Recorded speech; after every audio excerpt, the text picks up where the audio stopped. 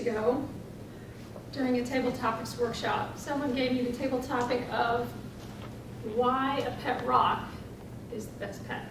I'm going to tell you today the true story of why I think a pet rock is the best pet. When I was a child, we had a lot of different kinds of pets.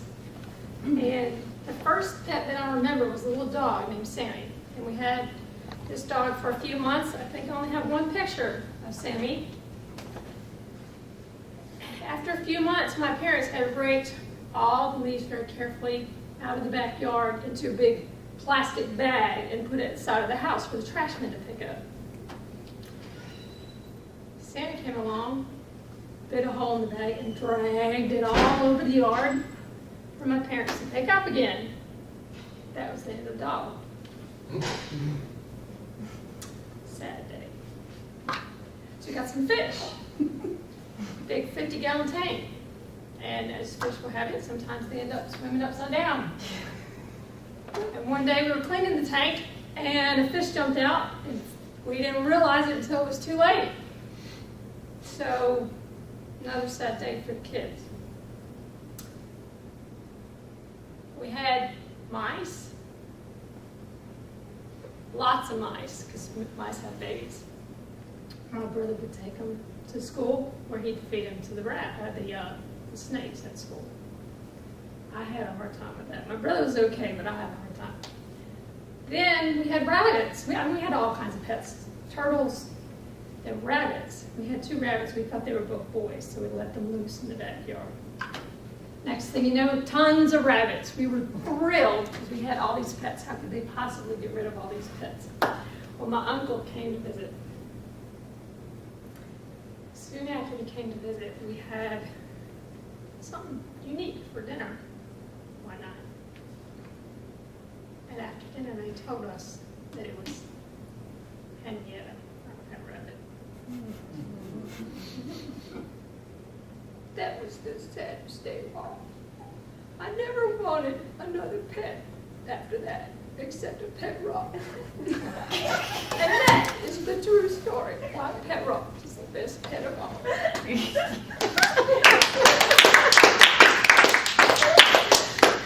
I hope your evaluation includes infantile paralysis. Oh, God. Mr. Toastmasters, Master, in honor of Toastmasters, fellow Toastmasters. Today I am evaluating Pam, and Pam's goal was she wanted to work on her delivery today. What I say to you, Pam, is that you certainly used your in regards to your pet rock. I thought it was interesting that you pulled from an old table topics, and you obviously have given some thought to that.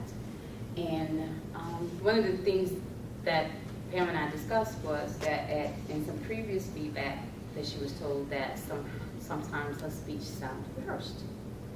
And another feedback that she received was that it didn't sound rehearsed enough. So what do when you get conflicting feedback? What I say today, Pam, is that perhaps it just depends on the content and your comfort level with what you're talking about.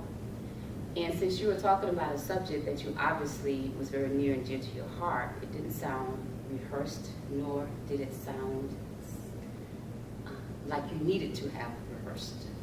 So what I say is you take that feedback, just like all feedback, and just kind of weigh it against where you are and what speech you were doing and what your material is. Today I thought it was interesting that you talked about why the pet rock was your best pet, and you certainly gave some interesting and funny stories as to your experiences as a child, you and your brother, with regards to your pets. The only thing that I would add to that and suggest to you is that perhaps you could have, I think you gave us the name of a pet you ever had. I don't know that was necessary, but other than that, I thought it was interesting. And I certainly understand why you think that a pet rock is better than any other pet. So I think you did a great job today. I encourage you to continue and not spend so much time. Well, you got to take feedback in. You got to know when to just kind of digest it, and some of it you have to just kind of move on. You can't please everybody. Find your own comfort level according to what the rules are, according to